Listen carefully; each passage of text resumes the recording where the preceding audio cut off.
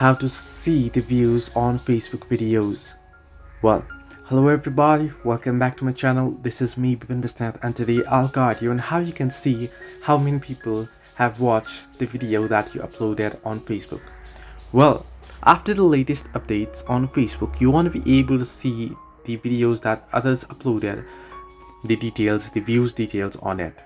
Well, however, if you want to see the view details on your particular upload, what you can do is you can simply open up Facebook and then head over to the particular video. In my case, I'll just head over to my profile, and if I scroll down below, I can head over to videos as well, and I'll be able to see videos here. Now on the videos, you can see there 74 plays, 381 plays, and 215 plays. Now if you're having confusion here, then you can simply open up your video. So you can open up video, go ahead through your post, and you can tap on that particular video, and down below boost post or above share option, you can see there are 74 views.